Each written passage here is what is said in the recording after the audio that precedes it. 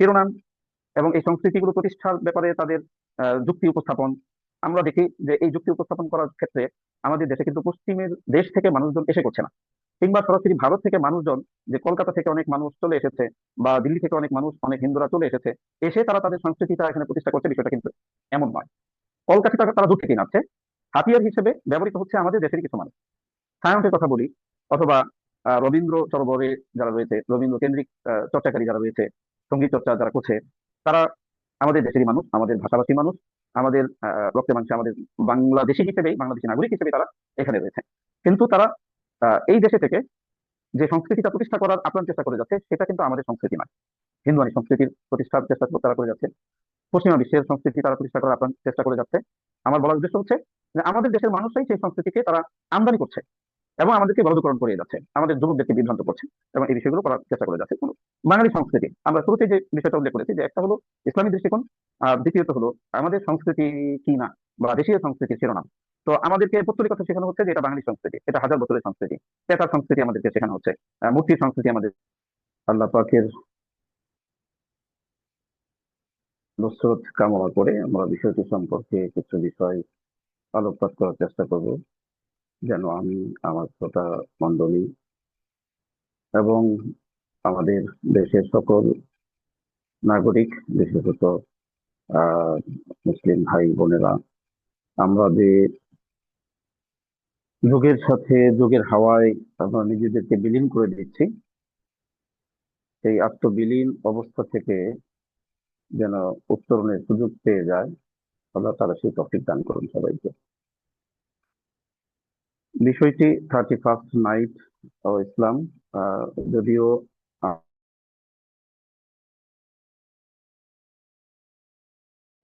শুধুমাত্র একটি বিষয়ের মধ্যে আপনার সীমাবদ্ধ থাকবে না। মৌলিকভাবে সাংস্কৃতিক যে আগ্রাসন রয়েছে, এটা ব্যাপকতা রয়েছে, তো সবগুলো বিষয়ই আসবে। এবং এটা আমাদের বর্তমান অবস্থান থেকে আমাদের আরো সতর্ক হওয়া প্রয়োজন।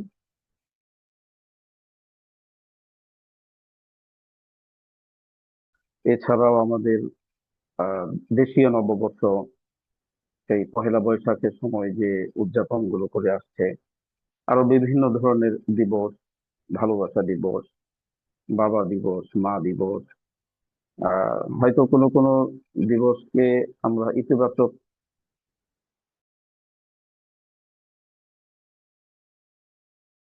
যে বিষয়গুলো রয়েছে সেগুলোর ব্যাখ্যা করা গেলে দেখা যায় যে ওগুলো অপসংস্কৃতি বা কুসংস্কৃতি হিসেবে আমাদের মধ্যে অনুপ্রবেশ করেছে। তো আমরা সামগ্রিকভাবে যদি বোঝার চেষ্টা করি, তাহলে এই 31st নাইট তথা অপসংস্কৃতির এই যে ব্যাপকতা, এটাকে আমরা দুইটা ভাবে, দুইটা দৃষ্টিকোণ থেকে আমরা এটা ব্যাখ্যা করতে পারি বা ব্যাখ্যা করা উচিত।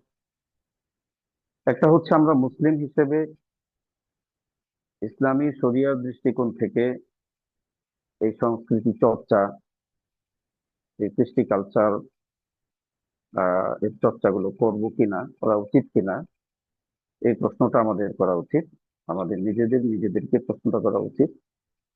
দ্বিতীয়ত, যেটা একটু ব্যাপকভাবে বলতে পারে বা অনেকে বলে, যে আমরা বাংলাদেশি মানুষ, আমাদের দেশীয় সংস্কৃতিকে আমরা লালন করতেই পারি, একটা সাদা শিরোনাম দিয়ে অনেকেই এটা আহ, সহজ যুক্তি দিয়েও গ্রহণ করার একটা বক্তব্য প্রদান করে থাকে, যে হ্যাঁ, এগুলো আমাদের প্রাগৈতিহাসিক সংস্কৃতি রয়েছে, দেশীয় সংস্কৃতি রয়েছে, সেগুলো আমরা পালন করতে পারি কিনা। তো প্রথম প্রায়োরিটি বা প্রথম গুরুত্ব তো হচ্ছে যে আমি একজন মুসলিম হিসেবে আমি কোনটা গ্রহণ করব, কোনটা গ্রহণ করতে পারবো অথবা কোনটা গ্রহণ করতে পারবো না, এই সিদ্ধান্তটা আমি নিজে গ্রহণ করতে পারি না, বরং এই সিদ্ধান্ত গ্রহণ করতে হবে শরিয়া থেকে, কোরআন ও সুন্নাহ থেকে, তথা ইসলামী শরিয়ার নির্দেশনা কি, সেই বিষয়টা আমাকে বুঝতে হবে। দ্বিতীয়ত, সামাজিক অথবা দেশীয় কালচার সংস্কৃতি, সেগুলোর ক্ষেত্রে দেশীয় হলেই কি আমি গ্রহণ করতে পারবো, অথবা আমার সামাজিক প্রথা প্রচলিত থাকলেই কি সেটা আমার জন্য গ্রহণ করা যাবে কিনা, এই যুক্তিটাও আমাদেরকে প্রশ্নের আলোকে বুঝতে হবে। তো আমাদের বর্তমান যে ইস্যু সামনে এসে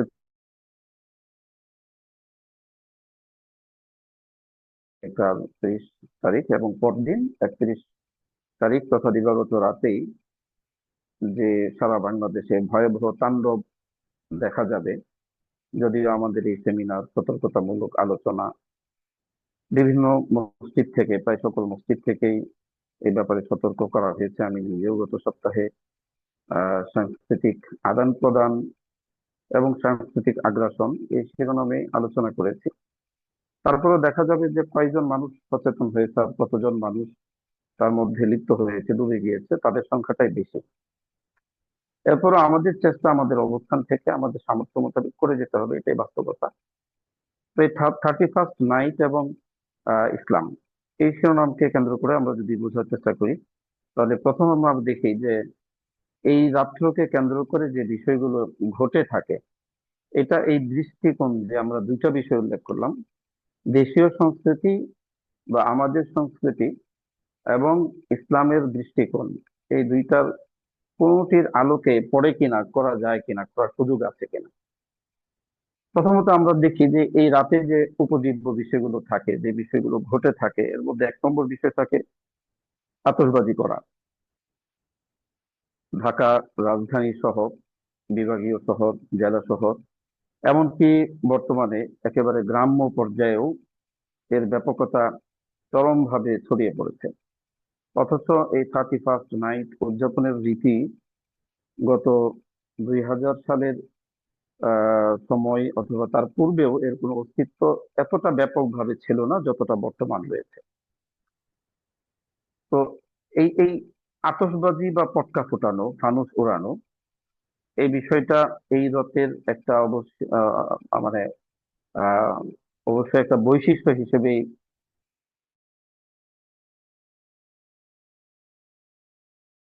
কে কেন্দ্র করে মদ্যপানের যে ব্যাপকতা রয়েছে। এক, যারা নিয়মিত মদ্যপান করে থাকে, মদ্যপায়ী যারা, মদ অথবা অন্যান্য নেশা গ্রহণে আসক্ত যারা, তারা ছাড়াও শখের বশে শখের বশে অথবা বন্ধুদের আড্ডায়, বিভিন্ন পার্টি ইত্যাদিকে কেন্দ্র করে উম, যে অন্য সময় তো আর পান করি না, আজকের এই রজনী নববর্ষ একটু আনন্দ ফুর্তি করার জন্য এই রাতেও ব্যাপকভাবে মদ্যপানের একটা বিষয় হয়ে থাকে। তৃতীয়ত, ব্যভিচার, জিনা বা ব্যভিচারের বিষয়টা প্রসঙ্গে খুব বেশি বলার প্রয়োজন নেই, তারপরেও আমরা যারা সচেতন মানুষ, ঢাকা শহর, বর্তমান সময়ে ঢাকা রাজধানী সহ জেলা শহরগুলো, বিভাগীয় শহর, এমনকি আমার অভিজ্ঞতার আলোকে গ্রাম্য পর্যায়েও এখন আহ ব্যভিচারের ব্যাপকতা, এমনকি আহ আপনার নষ্ট মেয়েদের মাধ্যমে তথা পতিতা বৃত্তির যে ব্যাপকতা, এটা গ্রাম পর্যায়েও ব্যাপকভাবে পৌঁছে গিয়েছে। গত কিছুদিন আগে আমি ময়মনসিংহের একটি খুব সাধারণ গ্রামে, একেবারে অজপাড়া গ্রাম যেটাকে বলা যায়, রাস্তাঘাটও অনুন্নত, সেখানে মাহফিলে আমন্ত্রণ ছিল আমার। তো আলোচনার পূর্বে এক যুবক আমাকে জানালেন বা অবহিত করলেন যে, "হযরত, আমাদের এই গ্রামেও বিভিন্ন ধরনের নষ্ট নারীদেরকে নিয়ে আসা হয় এবং এটার ব্যাপকতা ক্রমশ বেড়ে চলেছে।" অর্থাৎ আমি তার সংবাদ থেকে এতটুকু বুঝতে আমি সক্ষম হলাম যে এটা এই ব্যভিচারের মাত্রাটা শুধুমাত্র শহর কেন্দ্রিক নয়, একটা সময় ছিল শুধুমাত্র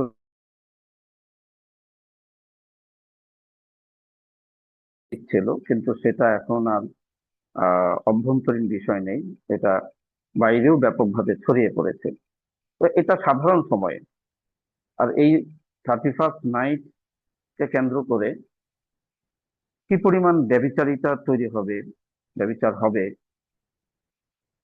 অবৈধ প্রণয়ে যারা জড়িত, অবৈধ আহ প্রেমের সম্পর্কে যারা জড়িয়ে আছে, তারাও নানাভাবে উৎসাহিত হয় এবং একে অপরকে এই রাতকে কেন্দ্র করে অন্যায়ভাবে যুক্ত হওয়ার চেষ্টা করে যায়।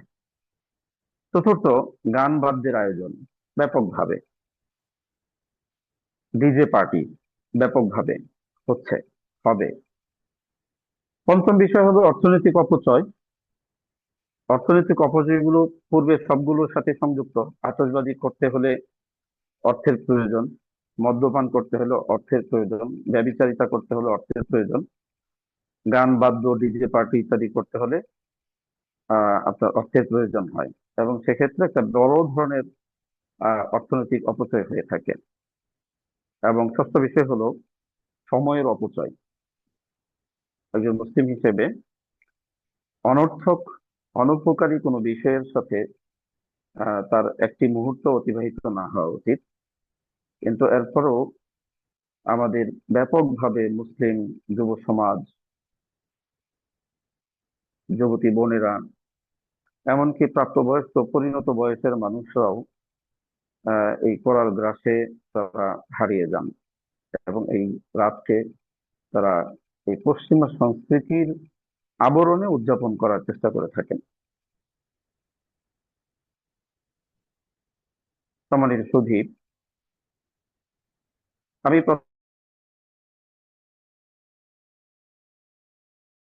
প্রধান এবং সাংস্কৃতিক যে আগ্রাসন রয়েছে এটা সম্পর্কে একটা ভূমিকা দিয়ে তারপর আমি আমার আলোচনার একটু গভীরে যাওয়ার চেষ্টা করব। যে সংস্কৃতির সংজ্ঞা বা সংস্কৃতির যে ব্যাখ্যা রয়েছে, সংস্কৃতি এটা আমাদের স্বাভাবিকভাবে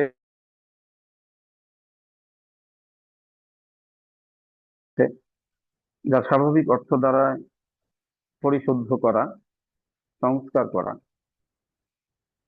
তো আমাদের অত্যন্ত পরিচিত মুখ মাওলানা শরীফ মোহাম্মদ হাফিজাউল্লাহ, তিনি আরেকটু সহজভাবে সংস্কৃতিটাকে আমাদের জন্য সহজ করে ব্যাখ্যা করেছেন। সেটা হচ্ছে সংস্কৃতি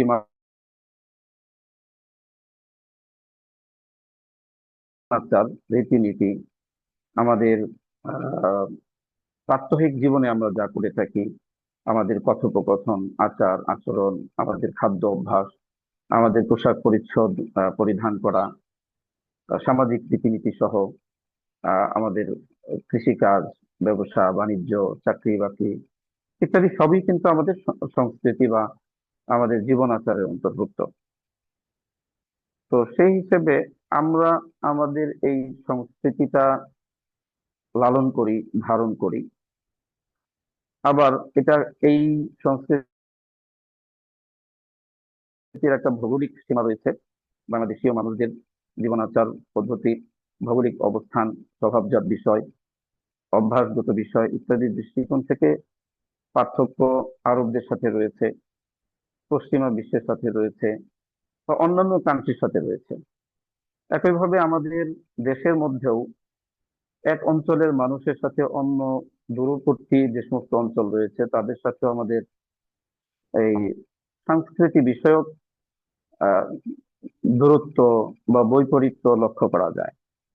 তো সংস্কৃতি বিষয়টার ক্ষেত্রে ইসলামী শরিয়ার দৃষ্টিকোণ হলো যে সমস্ত বিষয় ইসলামের সাথে সাংঘর্ষিক নয়, ইসলামের আকীদা, বিশ্বাস, আমলগত দিক থেকে কোনো সংঘর্ষণ নেই, বৈধতার সীমায় থাকে, শালীনতার সীমায় থাকে, সেগুলো গ্রহণ করার ক্ষেত্রে ইসলাম নিষেধ করে নাই, বরং অনুপ্রাণিত করেছে যদি সেটা উপকারী হয়ে থাকে। আর যে সমস্ত বিষয় নিষিদ্ধ, হারামের সীমার অন্তর্ভুক্ত, মাকরুহাতের মধ্যে অন্তর্ভুক্ত, সেই সমস্ত বিষয়কে ইসলাম নিষিদ্ধ করেছে এবং বলিষ্ঠভাবে নিষিদ্ধ করেছে, গ্রহণ করতে বারণ করেছে। দ্বিতীয়ত,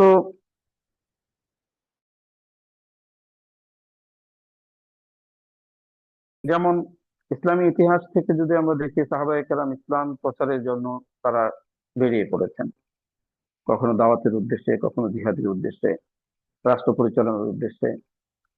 তো তখন এই সাংস্কৃতিক আদান প্রদানটা হয়েছে। সাহাবায়ে কেরাম যে দেশে রাষ্ট্র পরিচালনা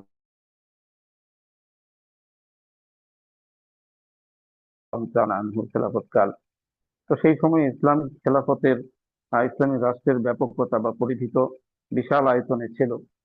অতএব সেই সময়ে কখনোই ইসলামী খেলাফতের কেন্দ্র থেকে সব দেশের সংস্কৃতিকে আরবীয় সংস্কৃতিতে রূপান্তর করা হয়নি, বা এই নির্দেশ জারি করা হয়নি যে পৃথিবীর সব মানুষকে আরবি ভাষায় কথা বলতে হবে, সব মানুষকে আরবীয় পোশাক পরিধান করতে হবে, সব মানুষকে আরবীয় খাবারে অভ্যস্ত হতে হবে, আরবীয় রীতিনীতিতে অভ্যস্ত হতে হবে।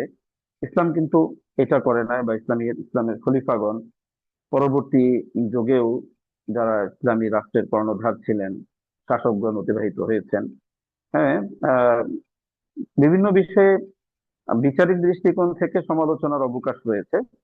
কিন্তু আমরা যেই দৃষ্টিভঙ্গিতে আলোচনা করছি, সেই দৃষ্টিভঙ্গি থেকে দেখবো আমরা যে সংস্কৃতির যে সাধারণ রীতি রেওয়াজ যে প্রচলিত ছিল, যেগুলো বৈধতার সীমার মধ্যে ছিল, ইসলাম সেগুলোকে স্বীকৃতি দিয়ে আপনার বহাল রেখেছে। যেমন বাংলাদেশ, পাকিস্তান, বর্তমান ভারত, বা আমাদের এই অঞ্চলগুলোতে ইসলামের যে চর্চা হয়েছে, ইসলামী আকীদা বিশ্বাসের যে চর্চা হয়েছে, আমল সংক্রান্ত যে চর্চাগুলো হয়েছে, এটার সাথেও আমাদের অনেক সংস্কৃতি, যেটা দেশীয় সংস্কৃতি এবং বৈধতার অন্তর্ভুক্ত যে সমস্ত বিষয়, সেগুলো কিন্তু ঠিকই বহাল হয়েছে। আমাদের খাদ্য অভ্যাস, আমাদের পোশাক পরিচ্ছদ ইত্যাদি কিন্তু আমরা আরবীয় রীতিনীতিতে আমরা চলি না, বা সেই সংস্কৃতি আমরা ধারণ করিনি। কিন্তু এরপরও আমাদের ইসলামী সংস্কৃতি আমাদের মধ্যে আদান প্রদান হয়েছে। ইসলাম যে শিক্ষাগুলো দিয়েছে সেগুলোকে আমরা ধারণ করেছি, আমরা গ্রহণ করেছি। আবার আরবরাও অনারবি বিভিন্ন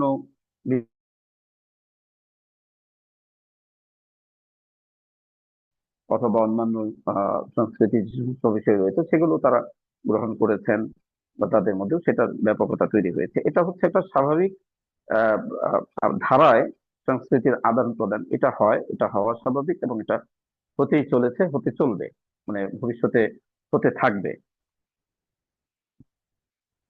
আর সাংস্কৃতিক আগ্রাসন যে বিষয়টা রয়েছে, সাংস্কৃতিক আগ্রাসনটা হচ্ছে ক্ষতিকারক।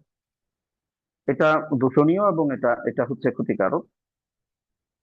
বর্তমানে আমাদের স্বাভাবিক যে সমরাস্ত্রের যে যুদ্ধ রয়েছে, সমর সমরাস্ত্র কর্তৃক অথবা কেন্দ্রিক ক্ষমতার প্রভাব, বল প্রয়োগ ইত্যাদির মাধ্যমে যে বিষয়গুলো পূর্বে প্রচলিত ছিল, একটি রাষ্ট্র আরেকটি রাষ্ট্রকে আঘাত করা, হামলা করা, দখল করা, সেই দেশের অর্থ সম্পদ লুণ্ঠন করা, জনগণের উপর কর্তৃত্ব প্রতিষ্ঠা করা, শহরগুলো এবং আহ অর্থনৈতিক যে সমস্ত প্রতিষ্ঠানগুলো থাকে সেগুলোর উপর দখল নেওয়া ইত্যাদির মাধ্যমে আপনার সাম্রাজ্য প্রতিষ্ঠা করার ব্যাপকতা ছিল, প্রচলন ছিল।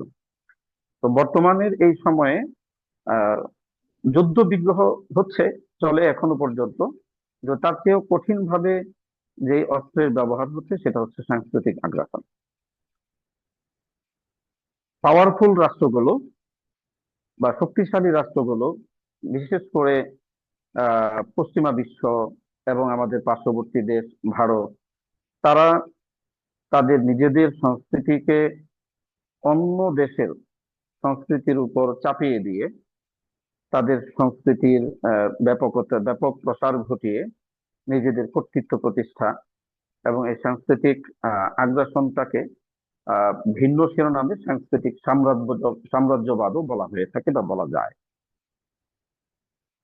যেমন পশ্চিমের যে সভ্যতাগুলো আমাদের মধ্যে এসেছে, পশ্চিমা সভ্যতা, বা আমরা যদি এগুলোকে টাইটেল দেই, শিরোনাম দেই, তাহলে অপসংস্কৃতি,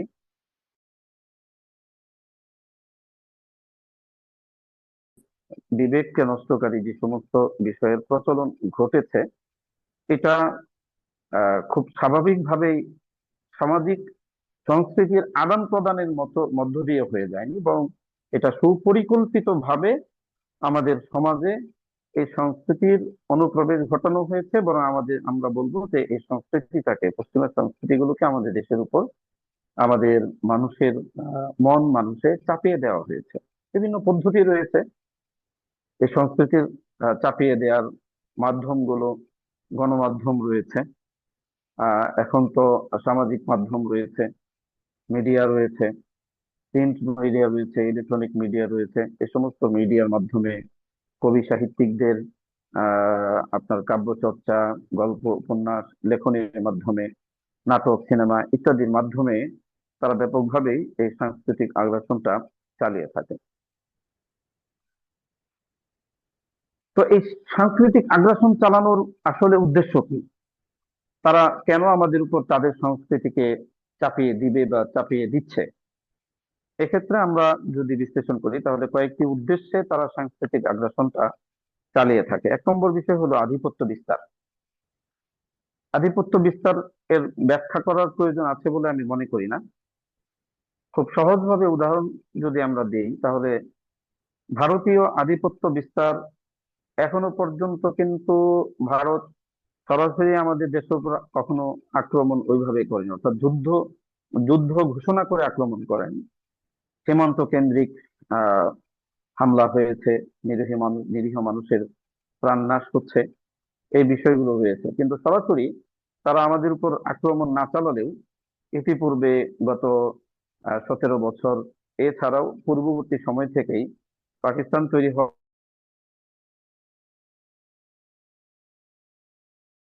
আধিপত্য রয়েছে। এই আধিপত্য বিস্তারের অন্যতম শক্তিশালী মাধ্যম ছিল তাদের এই সাংস্কৃতিক আগ্রাসন। তাদের এই সংস্কৃতির ব্যাপকতা আমাদের দেশের মধ্যে ঘটিয়ে আমাদের মধ্য থেকে কিছু মানুষকে তারা তাদের দালালে পরিণত করতে সক্ষম হয়েছে। আমাদের সমাজের এলিট শ্রেণী বলতে আমরা যাদেরকে চিনি, সুশীল হিসেবে যাদেরকে আমরা আখ্যায়িত করে থাকি, ওই শ্রেণীর মানুষগুলো সবই আহ ভারত কেন্দ্রিক বা ভারতের আধিপত্যকে তারা মেনে নিয়ে আমাদের এই এই দেশে ভারতের এই আধিপত্য বিস্তার করার ক্ষেত্রে সাহায্য করে যাচ্ছে, সহযোগিতা করে যাচ্ছে। দ্বিতীয়, সাংস্কৃতিক বিনাশ। এটা একটা উদ্দেশ্য। আমরা মুসলিম সমাজ, আমরা যে সংস্কৃতিকে ধারণ করি, লালন করি, ইসলামী মূল্যবোধকে আমরা ভালোবাসি, ইসলামের রীতিনীতি, আকীদা, বিশ্বাস, আমল, ইবাদত, বন্দেগী, ব্যবসা বাণিজ্যে সততা, চাকরি বাকরি ইত্যাদিতে আমানতদারিতা, সুদ ঘুষ ইত্যাদি পরিহার করা, এই সমস্ত আহ বিষয়কে যে আমরা লালন করি, এই বিষয়গুলোকে যদি নষ্ট করে দেওয়া যায়, এই সংস্কৃতিটাকে যদি বিনাশ করে দেওয়া যায়, তাহলে অনৈতিকতা, অন্যায়, পাপাচারিতা, ব্যভিচারী ব্যভিচার, সুদ ঘুষের ব্যাপকতা ইত্যাদি যদি করা যায়, অর্থাৎ একজন মানুষকে যদি নৈতিকতার থেকে আপনার সরিয়ে নেওয়া যায়, নৈতিক স্খলন ঘটানো যায়, তাহলে সেক্ষেত্রে ওই মানুষকে দিয়ে খুব সহজেই তারা তাদের স্বার্থ হাসিল করতে সক্ষম হবে, এবং সে মানুষটা প্রয়োজনে নিজের দেশের স্বার্থকে বিলীন করে দিয়ে হলেও তাদের স্বার্থকে রক্ষা করার জন্য আপ্রাণ চেষ্টা করে যায় বা চেষ্টা চালিয়ে যায়। তৃতীয় বিষয় হচ্ছে অন্ধ অনুকরণ। যখন মানুষ সাংস্কৃতিক ভাবে প্রভাবিত হয়ে যায়,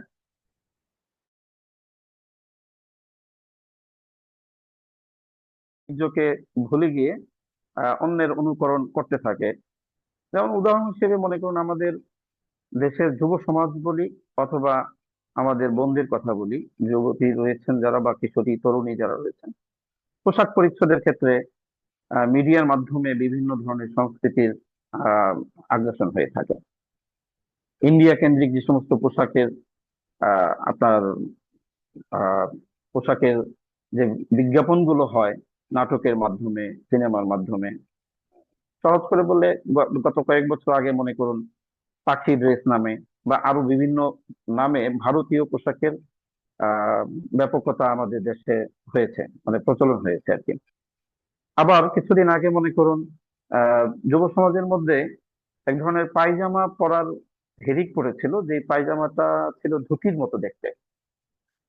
তো এই এই যে সাংস্কৃতিক আগ্রাসনটা, এটা কিন্তু তারা মিডিয়ার মাধ্যমে, বিভিন্ন নাটক, সিনেমা ইত্যাদির মাধ্যমে করেছে, এবং আমাদের যুবকরা কোনো কিছু প্রশ্ন না করেই, না বুঝেই তারা সেগুলো অনুকরণ করেছে। এটাও ওই সাংস্কৃতিক প্রভাবের কারণে, যে তারা নিজেদেরকে প্রশ্নটা করতে সক্ষম হয়নি, বরং তারা অনুকরণ করেছে। 4 নম্বর, এই সাংস্কৃতিক আগ্রাসনের মাধ্যমে সামাজিক ও মানসিক বিপর্যয় ঘটানো সম্ভব হয়। একজন মানুষ ওই পূর্বের শিরোনামগুলো থেকেই যখন নৈতিক স্খলন ঘটে যায় তখন তার মধ্যে সামাজিকতা বলতে কিছু থাকে না। সে সামাজিক ভাবে, মানসিক ভাবে বিপর্যয় ঘটে যায় তার, এবং তার মাধ্যমে অনেক অনাকাঙ্ক্ষিত এবং অনৈতিক বিষয়, অন্যায়, পাপাচারিতা সংঘটিত হয়। 5 নম্বর, পারিবারিক মূল্যবোধ নষ্ট করা যায়। এই সামাজিক এবং পারিবারিক, দেখুন আমরা আমাদের দেশে এখনো পর্যন্ত যতটুকু ইসলামের অনুসরণ, ইসলামের চর্চা হচ্ছে, এবং যতটুকু পারিবারিক সম্পর্ক, স্থিতিশীলতা, আত্মীয়তার সম্পর্ক বজায় রাখা, প্রতিবেশীদের সাথে সুসম্পর্ক বজায় রাখা, এবং সমাজবদ্ধ হয়ে জীবন যাপনের যে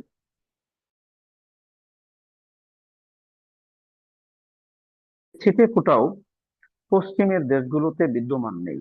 সেখানে বাবা মার মধ্যে, বাবা মার সাথে সন্তানের সম্পর্ক নষ্ট হয়ে আছে, পারিবারিক সম্পর্ক তাদের মধ্যে নেই, পারিবারিক মূল্যবোধ নেই, প্রতিবেশী তো দূরের কথা, সমাজবদ্ধ জীবন যাপন তো দূরের কথা, বরং সেখানে সম্পূর্ণ একাকিত্ব এবং সম্পূর্ণই আত্মকেন্দ্রিক একটা জীবন যাপন পদ্ধতি চালু হয়েছে। তো এখন এই দেশের পারিবারিক মূল্যবোধ যদি নষ্ট করে দেওয়া যায়, তাহলে তাদের সেই এই সাংস্কৃতিক আগ্রাসনটা আরো জোরালো হবে, এবং এর মাধ্যমে এই দেশের মন মানসিকতাকে আপনার মন মানসিকতার উপর কর্তৃত্ব নেওয়া এবং তাদেরকে পরিচালিত করা খুব সহজ। অনেক দূর থেকেই এই দেশের মানুষগুলোকে পরিচালনা করা সম্ভব হয়। 6 নম্বর, সবচেয়ে গুরুত্বপূর্ণ বিষয় হলো অর্থনৈতিক আগ্রাসন। সামাজিক মূল্যবোধ এবং পারিবারিক মূল্যবোধ, আহ চারিত্রিক মূল্যবোধ নষ্ট করা, এটা অর্থনৈতিক আগ্রাসনের চেয়েও কঠিন। আমি সেটাকে বলছি আরো বেশি কঠিন হিসেবে মূল্যায়ন করছি। কারণ অর্থনৈতিক ভাবে ভেঙে পড়লে সেটা আবার দাঁড় করানো সহজ হয়, বা সহজেই দাঁড় করানো সম্ভব হয়।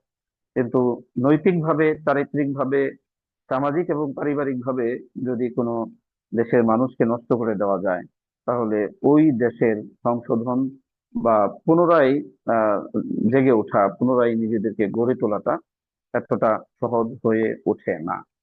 আমার এই কথার সপক্ষে একটি মানে যুক্তি আমরা যদি উপস্থাপন করি বা একটা দলিল উপস্থাপন করি, তাহলে উইলিয়াম হ্যান্টিংটন তিনি তার একটি বই, ক্লাস অফ সিভিলাইজেশন, এই বইতে একটা গুরুত্বপূর্ণ তথ্য প্রদান করেছেন। সেটা হচ্ছে যে ইসলামী সভ্যতাই পশ্চিমা বিশ্বের জন্য প্রধানতম সমস্যা। ইসলামী সংস্কৃতি, ইসলামী সভ্যতার দ্বন্দ্ব এটা আজকের বিষয় নয়। সভ্যতার দ্বন্দ্ব এটা প্রাগৈতিহাসিক ভাবেই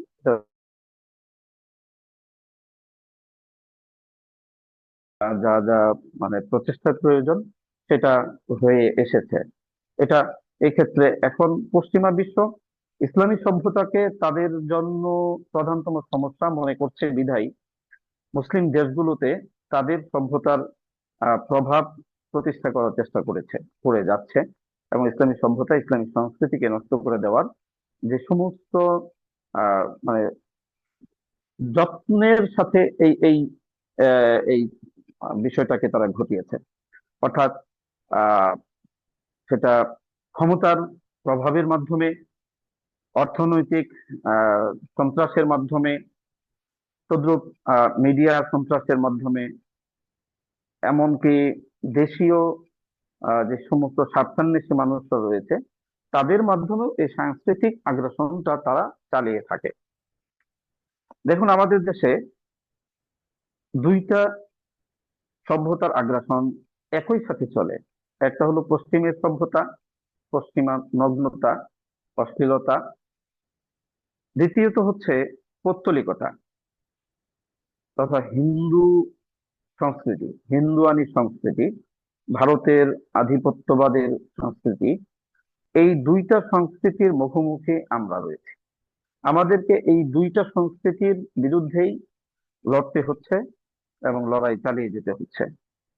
তো এটার শিরোনাম এবং এই সংস্কৃতিগুলো প্রতিষ্ঠার ব্যাপারে তাদের যুক্তি উপস্থাপন, আমরা দেখি যে এই যুক্তি উপস্থাপন করার ক্ষেত্রে আমাদের দেশে কিন্তু পশ্চিমের দেশ থেকে মানুষজন এসে করছে না, কিংবা সরাসরি ভারত থেকে মানুষজন, যে কলকাতা থেকে অনেক মানুষ চলে এসেছে বা দিল্লি থেকে অনেক মানুষ, অনেক হিন্দুরা চলে এসেছে, এসে তারা তাদের সংস্কৃতিটা এখানে প্রতিষ্ঠা করছে, বিষয়টা কিন্তু এমন নয়।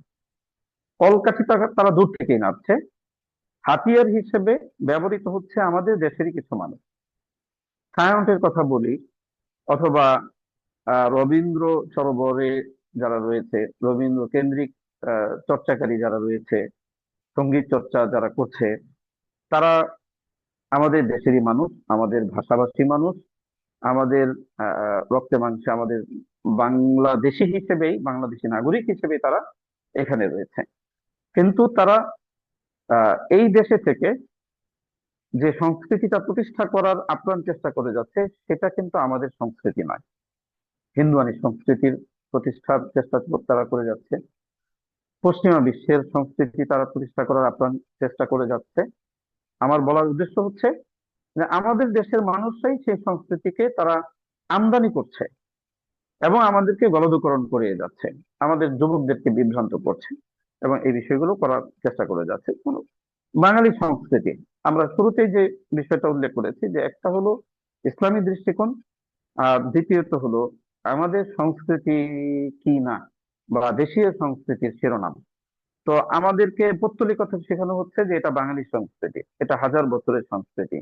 পেশার সংস্কৃতি আমাদেরকে শেখানো হচ্ছে, মূর্তির সংস্কৃতি আমাদের। আমাদের দেশে হিন্দুদের যখন দুর্গাপূজা প্রধানতম উৎসব পালিত হয়, তখন আমাদেরকে শেখানো হচ্ছে যে এটা হচ্ছে সার্বজনীন উৎসব, এটা হচ্ছে একেবারে বাংলাদেশি উৎসব, মানে নিরেট বাংলাদেশি উৎসব। এই বিষয়গুলোকে ব্যাপকভাবে বলে আমাদেরকে খাওয়ানো হচ্ছে, আমাদেরকে গেলানো হচ্ছে। এবং আমাদের দেশের একেবারেই দুঃখজনক বিষয় হলো যে দুর্গাপূজা, অথবা মনে করুন পয়লা নববর্ষ ইত্যাদি আসার সময়ে উদযাপন কেন্দ্রিক যে ব্যাপকতা, সেক্ষেত্রে হিন্দু মুসলিম তফাৎ করা, পার্থক্য করা কঠিন হয়ে যায়। দুর্গাপূজা আসলে এমনকি ইসলামিক দলের ব্যক্তিবর্গও তারাও দুর্গা উৎসবে শুভেচ্ছা জানাচ্ছে, মূর্তির কাছে গিয়ে আহ এমনই ভাবে আপনার পূজা মণ্ডপে গিয়ে নিজেদেরকে আত্মবিলীন করে ইসলামী মূল্যবোধকে নষ্ট করে দিয়ে সেই পূজার আপনার প্রশংসা করা হচ্ছে, বা পূজাকে আপনার তারা এটা আহ, আরো ব্যাপক করার চেষ্টা করেছে। এটা এই বছরের বিষয়টাকে কেন্দ্র করে আমি উল্লেখ করলাম আর কি। তো পূজার সংস্কৃতি তো মুসলিম সংস্কৃতি নয়। পূজার সংস্কৃতি, মূর্তির সংস্কৃতি, পেশার সংস্কৃতি, এটা তো আমাদের আহ বাঙালি সংস্কৃতি বলে আমাদেরকে খাইয়ে দিলে হবে না। তো আমরা শুরুতেই যে মূলনীতি উল্লেখ করেছি যে ইসলাম ওই সমস্ত সংস্কৃতিকে গ্রহণ করার অনুমোদন দিয়েছে যেটা ইসলামী আকীদা বিশ্বাসের সাথে সাংঘর্ষিক নয়। তাহলে এখন আমরা যদি পূজাকে মূল্যায়ন করি, তাহলে এটা আমরা এখন তারা যদি যুক্তি দেয় এটা হাজার বছরের সংস্কৃতি, হাজার বছর পূর্বে বা ১৫০০ বছর পূর্বে এখানে আমাদের সেই পূর্বপুরুষরা, আমরা যাদের বংশধর, একটা সময় হয়তো তারা হিন্দু ধর্মাবলম্বী ছিল, তো তাদের সেই সংস্কৃতিকে আমরা কি ধারণ করতে পারি? আমরা কি আবারও এই হিন্দু ধর্মে দীক্ষিত হয়ে যেতে পারি? সংস্কৃতি ছিল, তাহলে ইমান আর কুফরের পার্থক্য রইল কোথায়? আলো আর অন্ধকারের পার্থক্য রইল কোথায়? আমি মুসলিম হিসেবে স্বকীয়তা, আত্মমর্যাদা আমার রইল কোথায়? অথচ আমাকে তারা কিন্তু এটা বলছে না যে হ্যাঁ, পয়লা বৈশাখ পালন করলে হিন্দু হয়ে যাবে, এই দাবি করছে না। কিন্তু মন মানুষে যে এই পূজাকে, এই মূর্তিকে, এই পেশাকে হালকা করে আমাদের মস্তিষ্কে প্রবেশ করে দেওয়া হচ্ছে যে এটা আমাদের দেশীয় সংস্কৃতি, এটা গ্রহণ করতে কোনো অসুবিধা নেই। এই যে সূক্ষ্মভাবে আমাদেরকে দলদূকরণ করানো হচ্ছে, এটা কিন্তু আমরা মানে যারা স্বাভাবিকভাবে মানে ইসলামকে ওইভাবে পরিপালন করছে না, তারা কিন্তু এই তফাৎটা বা এই সূক্ষ্মতাটা তারা ধারণ করতে সক্ষম হয় না, সম্ভব হয় না। আহ, তো যার কারণে আমরা, যদিও অনেকটা কমে এসেছে আলহামদুলিল্লাহ উলামায়ে কেরাম এবং সচেতন মুসলিম ভাইদের প্রচার এবং প্রসারের কারণে, বিষয়গুলো নিয়ে আলোচনার কারণে পয়লা বৈশাখ কেন্দ্রিক যে বিষয়গুলো ঘটতো তার অনেকটা অনেকটা কমে এসেছে বলা যায়। তো তারপরেও এটার ব্যাপকতাকে রোধ করার জন্য আরো পরিকল্পিতভাবে আমাদের অগ্রসর হতে হবে। দ্বিতীয়ত, পশ্চিমা সভ্যতা পশ্চিমের প্রতি আমাদের দেশের মানুষদের আলাদা একটা অনুরাগ রয়েছে, এবং এটা থাকাটা স্বাভাবিক। কারণ হচ্ছে আমাদের দেশ হচ্ছে একটা উন্নয়নশীল দেশ। আর এক্ষেত্রে মানুষের অর্থনৈতিক অবস্থানের বিবেচনায় পশ্চিমের দেশগুলোর অর্থনৈতিক অবস্থান অনেক মজবুত, অনেক শক্তিশালী। জীবনমান অর্থনৈতিক দৃষ্টিকোণ থেকে, অর্থনৈতিক বিচারে তাদের জীবনমান উন্নত। তো সাধারণ মানুষের স্বভাবজাত বা সহজাত বিষয় হিসেবে অর্থের প্রতি একটা আপনার অনুরাগ বা দুর্বলতা, এটা থাকাটা মানে দর্শনীয় নয়। যে কারণে অর্থনৈতিক বিষয়ের কারণে আমাদের দেশের অনেক মানুষ ইউরোপ, আমেরিকা বা উন্নত দেশগুলোতে তারা যেতে পছন্দ করেন বা যাওয়ার আগ্রহ পোষণ করেন। কিংবা আমাদের দেশের বাবা মায়েরা গৌরবের সাথে উল্লেখ করে থাকেন যে আমার ছেলে তো ইউরোপে থাকে, আমার ছেলে তো আমেরিকায় থাকে, বা আমার ছেলে অস্ট্রেলিয়াতে পড়াশোনা করে, অমুক বিশ্ববিদ্যালয়ে পড়াশোনা করে, বা সেখানে সে লেকচারার অথবা উন্নত কোনো প্রফেশনে রয়েছে। এই বিষয়গুলোকে নিয়ে তারা গৌরব করে থাকে। কিন্তু দুঃখজনক বিষয় হলো যে আমাদের মিডিয়া, আমাদের এই দেশীয় স্বার্থান্বেষী মানুষজন, ক্ষমতার পদলেহনকারী ব্যক্তিবর্গ, শাসক বর্গ যে সমস্ত রয়েছে, যারা রয়েছে, তাদের মাধ্যমে এই দেশে পশ্চিমের সভ্যতা, পশ্চিমের সংস্কৃতিটাও আসতে শুরু করেছে আরো বহুকাল আগে থেকে, এবং তার ব্যাপকতা এটা হয়ে এসেছে। এবং এটা আরো বেশি করে, বিশেষ করে পোশাক পরিচ্ছদের ক্ষেত্রে ধরেন এটা একেবারে খুব কমন হয়ে গিয়েছে যে আমাদের নারীদের মধ্যে, আমাদের বোনদের মধ্যে অনেকেই দেশীয় পোশাক পরিধান করেন, আবার অনেকে বলেন আহ ওয়েস্টার্ন পোশাক ইত্যাদি, সেগুলো পরিধান করে। কেউ কেউ গৌরবের সাথে প্রকাশ করে যে হ্যাঁ, না, আমি একটু ওয়েস্টার্ন পোশাকে অভ্যস্ত হয়ে পড়েছি, বা ওই কালচারে অভ্যস্ত হয়ে পড়েছে।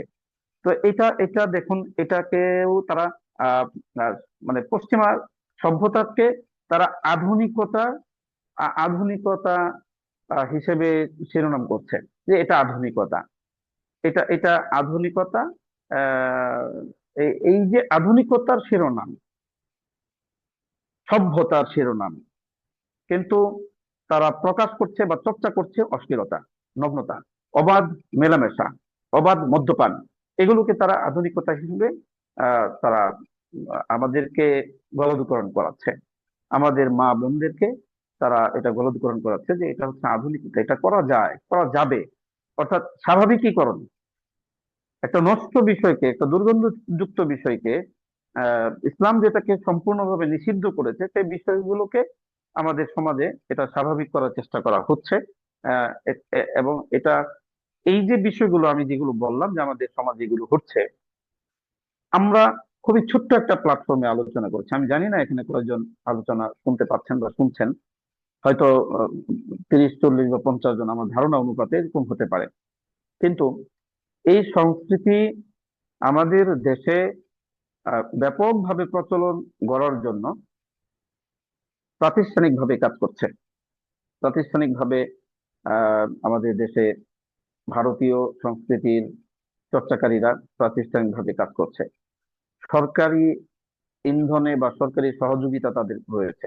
অনুরূপভাবে পশ্চিমা সভ্যতা প্রতিষ্ঠার জন্য সরকারি বেসরকারি বিভিন্ন প্রতিষ্ঠান অর্থনৈতিকভাবে, সামাজিকভাবে তারা কাজ করে যায়। তার বিপরীতে আমাদের তেমন ব্যাপক এবং জোরালো কোনো কাজ নেই বললেই চলে। ক্ষুদ্র ক্ষুদ্র বা ব্যক্তিগত পর্যায় থেকে ইসলাম চর্চার ওই দাবি থেকে, ইসলাম চর্চার যে একটা উৎসাহ উদ্দীপনা রয়েছে, সেগুলো থেকে আমরা অনেকেই করে থাকি। কিন্তু তাদের বিপরীতে আমাদের যে ব্যাপকভাবে উদ্যোগ নেওয়া দরকার, প্রতিরোধ গড়ে তোলা দরকার, সেটা আমাদের মধ্যে নেই। দেখুন, আহ আমরা যে এই 31st নাইট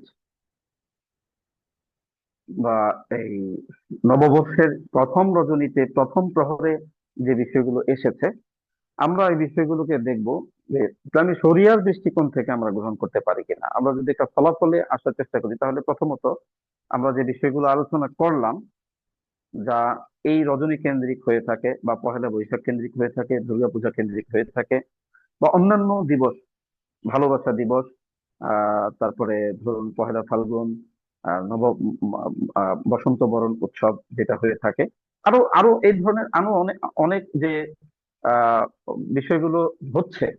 তো ওই বিষয়গুলো আমাদের সংস্কৃতি, যেটা আমরা আমাদের সংস্কৃতি বলতে পারি না, আমাদের সংস্কৃতি আমরা বলতে পারি না। আমরা আমাদের সংস্কৃতির কথা যদি উল্লেখ করি, আমাদের গ্রাম্য জীবন, গ্রামীণ জীবন, গ্রামীণ মানুষের সাদা সাদা সিধা জীবন, গ্রামীণ মানুষের কৃষিকাজ, গ্রামীণ মানুষের মৌসুমী ফসল ফলানো, ফসল ফসল কাটা, আহ পশুপালন ইত্যাদি থেকে শুরু করে গ্রামীণ মানুষের সরল জীবন যাপন, গ্রামীণ মায়েদের সরল জীবন যাপন, যেটা পর্দা রয়েছে তাদের মধ্যে, স্বাধীনতা রয়েছে, প্রতারণা মুক্ত যে সমস্ত জীবন, একে অপরের প্রতি সহমর্মিতাপূর্ণ যে জীবন, সেগুলোকে আমরা আমাদের সংস্কৃতি বলতে পারি। কিন্তু এই পৌত্তলিকতা, এই হিন্দুয়ানি সংস্কৃতি, এই পশ্চিমা নগ্নতা, অসভ্যতা এবং কুসংস্কার ও অপসংস্কৃতিকে কখনোই আমাদের সংস্কৃতি বলতে পারি না। দ্বিতীয়ত, আরেকটা যুক্তি দিয়ে যদি আমরা উপস্থাপন করি, তাহলে তারা যে আধুনিকতা বলে নগ্নতা প্রচার করছে, অনুরূপভাবে পেশার সংস্কৃতিকে তারা আধুনিকতা বলে চালাচ্ছে। তারা নিজেরা নিজেদেরকে সংস্কৃতি মনা বলছে, নিজেরা নিজেদেরকে বিজ্ঞান মনস্ক বলছে। তো বিজ্ঞান কি পেশার পেশার সংস্কৃতিকে স্বীকৃতি দেয়? বিজ্ঞান কি মূর্তি পূজাকে স্বীকৃতি দেয়? বিজ্ঞান কি অগ্নি পূজাকে সংস্কৃতি দেয়? বিজ্ঞান তারকা পূজা ইত্যাদি বিষয়গুলোকে স্বীকৃতি দেয় কিনা? তো তারা নিজেরাই নিজেদের দাবির বিরুদ্ধে অবস্থান করছে। অথচ আহ এই সেকুলারিজম অথবা এই যে নাস্তিক্যবাদীরা এই চর্চাগুলো করে যাচ্ছে কিসের বিপরীতে? ইসলামের বিপরীতে। তার মানে নাস্তিক্যবাদের মূল থিম হলো এন্ট্রি ইসলাম। এবং যদি আমরা সেকুলারিজম বা সেকুলার শব্দের যে ব্যাখ্যা আপনারা উইকিপিডিয়াতে দেখতে পাবেন, বা যে আমাদের আহ, বাংলা বাংলা বাংলা ভাষার যে আহ, ইয়ে থেকে, বাংলা একাডেমি থেকে প্রকাশিত যে অভিধান রয়েছে, সেখানেও আপনারা এই সেকুলার শব্দের বিপরীতে দেখা যাবে যে এন্ট্রি ইসলাম হিসেবে এটাকে ব্যাখ্যা করা হয়েছে। তো তারা ইসলামের বিপরীত যে সমস্ত সংস্কৃতি এবং সভ্যতাগুলো রয়েছে, অসভ্যতাগুলো রয়েছে, সেগুলোকে নিজেদের শিরোনামে, আধুনিকতার শিরোনামে আমাদের উপর চাপিয়ে দেওয়া হচ্ছে। এটা হচ্ছে সাংস্কৃতিক আগ্রাসন, এটা সাংস্কৃতিক আদান প্রদান নয়। তো এই পর্যায়ে আমরা আহ এই ঘটে যাওয়া, আমাদের সমাজে মিশে যাওয়া, আমাদের বলা যায় এখন একেবারে রক্ত মাংসের সাথে এগুলোকে মিশিয়ে দেওয়া হচ্ছে, এই পর্যায়টা চলে এসেছে। এই বিষয়গুলো ইসলামের দৃষ্টিকোণ থেকে আমরা আমাদের পক্ষে করা সম্ভব কিনা, আমি আবারও পূর্বের সেই বিষয়গুলো, যে এই 31st নাইটে যে কার্যক্রমগুলো, প্রধানতম কার্যক্রমগুলো হয়ে থাকে, সেগুলোর মধ্যে 1 নম্বর বিষয় হচ্ছে আতশবাজি, মদ্যপান, ব্যভিচারিতা, গান বাদ্য, ডিজে পার্টি, অর্থনৈতিক অপচয়, সময়ের অপচয়।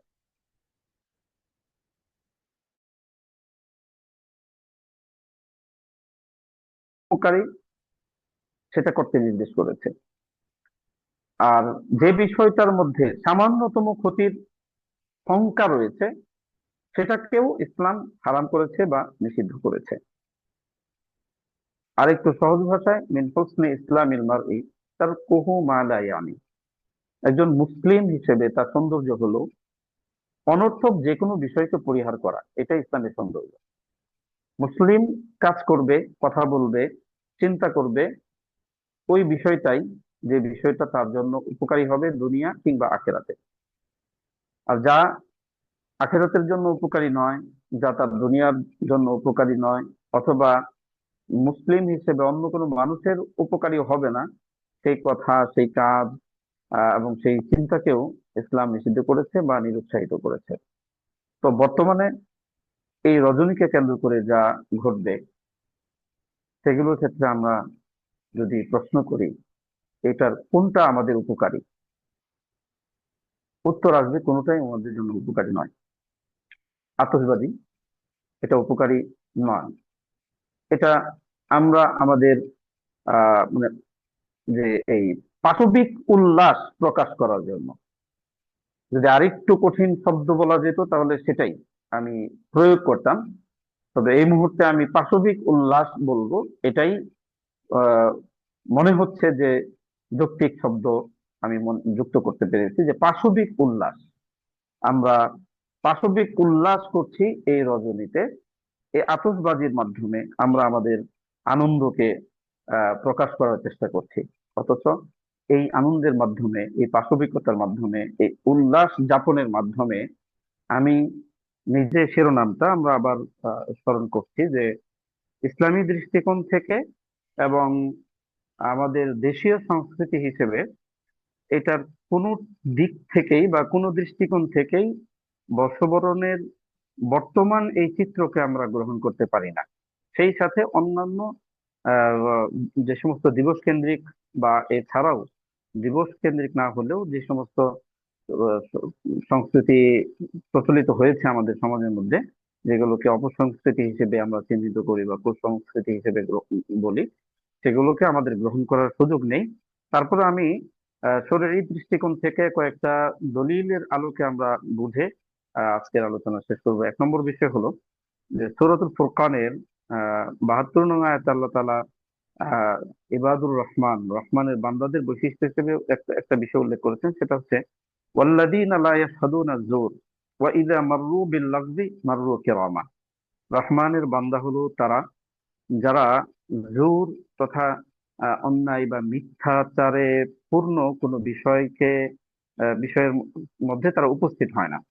আর যখন কোনো অনর্থক বিষয়ের পার্শ্ব দিয়ে অতিক্রম করে, তখন তারা নিজেদেরকে সেই বিষয়গুলো থেকে এড়িয়ে নিজেদেরকে বাঁচিয়ে সেখান থেকে তারা পথ চলে অতিক্রম করে। তো এই আয়াতের মধ্যে আল্লাহ তাআলা এখানে জুর শব্দ উল্লেখ করেছেন। জুর শব্দের আবিধানিক বা উল্লেখ করলে এটা মিথ্যা বা মিথ্যা পূর্ণ বিষয় ইত্যাদি বা ব্যাখ্যার মধ্যে মিথ্যা সাক্ষ্যদান, সেটার বিষয়টাও এসেছে। কিন্তু এই জায়গায় আমি দুইটা তাফসীর উল্লেখ করছি। 1 নম্বর মুজাহিদ রহমতুল্লাহ আলাই, তিনি এই জুর শব্দের ব্যাখ্যা করেছেন হলো আয়াদুল মুশরিকিন, অর্থাৎ মুশরিকদের রীতিনীতি, উৎসব ইত্যাদি। কোন মুসলমান মুশরিকদের রীতিনীতি কিংবা মুশরিকদের আপনার উৎসবের মধ্যে উপস্থিত হতে পারবে না। ওই উৎসবকে লালন করবে, ধারণ করবে, এটা তো দূরের কথা, মুসলিমদের উৎসবের আপনার উৎসুক হয়ে দেখতে যাওয়া, সেটাও রহমানের বান্দা যাওয়া তারা এটা করতে পারে না। অনুরূপভাবে ইমাম মোহাম্মদ ইবনে সিরিন রহমতুল্লাহ আলাইহি, তিনি এই জোর শব্দের একটা ব্যাখ্যা করতেন হচ্ছে শাআনাইন। শাআনাইন বলা হয়েছে খ্রিস্টানদের বিশেষ একটা উৎসব, বিশেষ একটা উৎসব, এটা শনিবার কেন্দ্রিক হয়ে থাকে এবং এই উৎসবটাকে তিনি বিশেষিত করেছেন। তো আমরা এই দুইটা ব্যাখ্যা থেকে যেটাই গ্রহণ করি, তাহলে এই বর্ষবরণ বা বিশেষ করে 31st নাইট, এটা পশ্চিমা সভ্যতার একটা কালচার এবং এটা তাদের একটা ধর্মীয় আনুষ্ঠানিকতার মধ্যে অন্তর্ভুক্ত বিষয়। আর দেখুন, হাদিস থেকে যদি আমরা দেখি তাহলে নবীজি সাল্লাল্লাহু আলাইহি সাল্লাম মদিনায় যখন ভ্রমণ করেছেন, সেই সময়ে তো মদিনার সাহাবায়ে কেরাম ইসলাম পূর্ব সময়ে তারা জাহিলি রীতিনীতিতে তারা উৎসব পালন করতেন 2টা দিনে। নবীজি সাল্লাল্লাহু আলাইহি সাল্লাম সেটা দেখেছেন এবং এর মধ্যে যেহেতু শিরিক এবং পৌত্তলিকতা ছিল, সেটা পরিবর্তন করে তাদেরকে নির্দেশ করলেন যে তোমাদের জন্য এই দুইটা বিষয় বা এই 2টা দিনের পরিবর্তে উত্তম আরো 2টা দিন, তথা ঈদ উল ফিতর এবং ঈদ উল আজহা আল্লাহ রাব্বুল আলামিন তোমাদেরকে দান করেছেন। এবং নবীজি সাল্লাল্লাহু আলাইহি সাল্লাম শব্দ ব্যবহার করেছেন কদ কদ আবদালাকুমুল্লাহু বিহিমা, ওই 2টা দিনের পরিবর্তে উত্তম আরো 2টা দিন দান করেছেন। তো একটা মূলনীতি হলো যে বদল মুবদাল মিনহু, এটা যারা উলামায়ে কেরাম আছেন তারা তো বুঝবেন। বদল মুবদাল মিনহু মানে হচ্ছে যেটা পরিবর্তিত আর যেটা পূর্বে ছিল, এই দুইটা কখনো একসাথে একত্রে হতে পারে না। অতএব ইসলামী সংস্কৃতি আর অপসংস্কৃতি কখনো দুইটা একসাথে এটা চলতে পারে না। ওমর ইবনুল খাত্তাব রাদিয়াল্লাহু তাআলা আনহু, তিনি এই অপসংস্কৃতি, বিশেষ করে আহলে কিতাব, ইহুদি, নাসারা, এদের সংস্কৃতিকে পরিহার করার ব্যাপারে খুব জোরালো ভাবে তিনি নির্দেশ করেছেন। তিনি বলেছেন ওয়া ইয়াকুম ওয়া রাতানাতাল আআজিম ওয়া আন তাদখুলু আলাল মুশরিকিন ইয়াওমা ঈদিহিম ফি কানাইসিহিম ফাইন্না সুখতাতা তানজিলু আলাইহিম। তো ওমর ইবনুল খাত্তাব রাদিয়াল্লাহু তাআলা আনহু অমুসলিমদের ভাষা, যেটা প্রয়োজন নয়, হ্যাঁ প্রয়োজনের স্বার্থে তো অনেক কিছু শেখা যেতে পারে, ভাষা শেখা যেতে পারে, কিন্তু যেই ভাষাটা আমাদের প্রয়োজন নেই অমুসলিমদের ভাষা, রীতি ইত্যাদি শেখার, সেটা শিখতেও তিনি বারণ করেছেন। অনুরূপভাবে আপনার মুশরিকদের উৎসবে, বিশেষ করে তাদের পূজা মণ্ডপ বলুন অথবা আপনার গির্জা বলুন ইত্যাদিতে উৎসবের দিন প্রবেশ করার ব্যাপারেও বিশেষভাবে নিষেধ করেছেন। ইমাম ইবনে তাইমিয়া রহমতুল্লাহ আলাইহি, কাফের মুশরিকদের সাথে সাদৃশ্য অবলম্বন এবং তাদের আপনার উৎসবে অংশগ্রহণ করার ব্যাপারে তিনি বেশ গুরুত্বপূর্ণ এবং খুবই জোরালো ভাবে একটা বিষয় উল্লেখ করেছেন। তার লিখিত একটি গ্রন্থ রয়েছে ইকতিদাউ সিরাতুল মুস্তাকিম।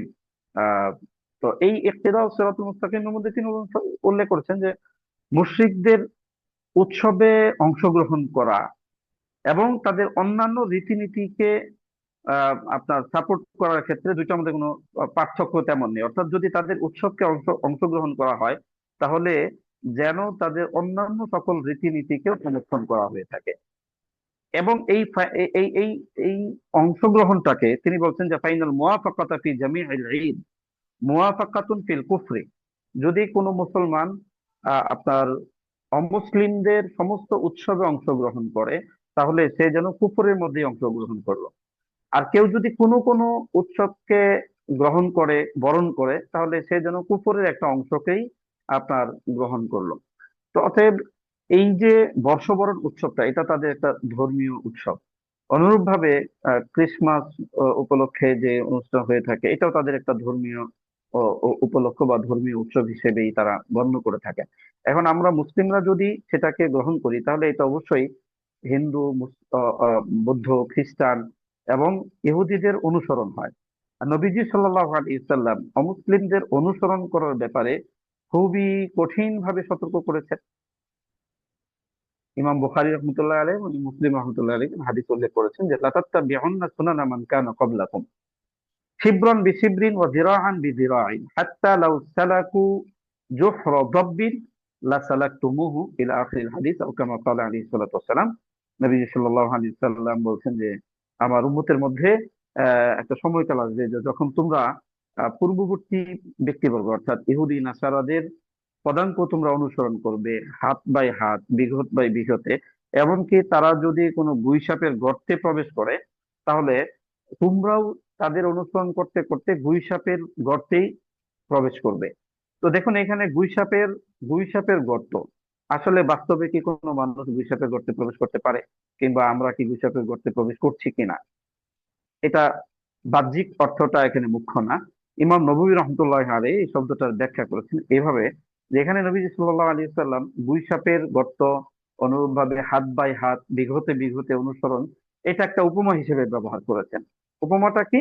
যে মুসলমানরাও কাফের মুশরিকদের রীতিনীতিতে এতটা প্রবল ভাবে জড়িয়ে যাবে এবং এই রীতিনীতিটাকে তারা এমন ভাবে মানে পছন্দ করতে শুরু করবে যে তারা তাদের এই এই এই উৎসবগুলোকে নিজেদের মতো করে ইয়া করে নেবে, আপন করে নেবে। তাহলে এখন যদি আমরা এই হাদিসটার বাস্তবতা যুক্ত করতে চাই বর্তমান প্রেক্ষাপটের সাথে, তাহলে তো আমরা দেখবো যে নবীজি সাল্লাল্লাহু আলাইহি সাল্লামের এই হাদিস, এই ভবিষ্যৎবাণী একটা অলৌকিক একটা মুজিজা ছিল।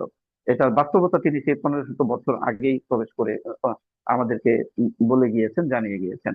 অতএব এই কার্যবলী যে সমস্ত হচ্ছে, সেগুলো আহ আলোচনা প্রয়োজন রয়েছে ব্যাপকভাবে, আরো উন্মুক্ত প্ল্যাটফর্মে আলোচনার প্রয়োজন রয়েছে। এবং এই সমস্ত অপসংস্কৃতিকে রোধ করার জন্য আমাদের যা যা করণীয়, সামর্থ্যের ভিতরে যতটুকু করণীয়, সেটা আমাদেরকে করতেই হবে, আলোচনা করে যেতে হবে।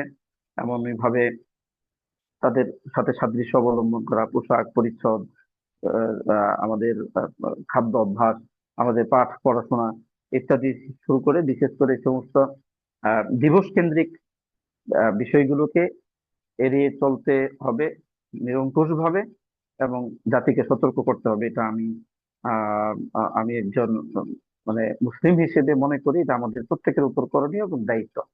অতএব আল্লাহ তাআলা আমাদেরকে বোঝার তৌফিক দান করুন। আলোচনার মধ্যে অপ্রাসঙ্গিক কোনো বিষয় এসে থাকলে বা অনুপযোগী কোনো বিষয় এসে থাকলে সেটা আল্লাহ পাক ক্ষমা করে দেন।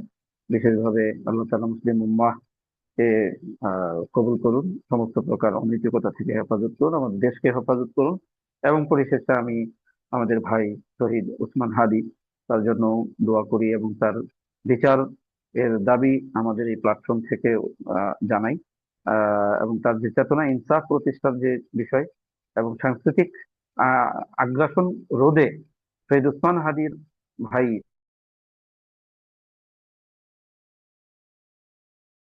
সেটা সমাপ্ত করার দায়িত্ব আমাদের। এবং চালু রাখা, জারি রাখা আমাদের। ওয়া আখির দাওয়ানা আলহামদুলিল্লাহি রাব্বিল আলামিন।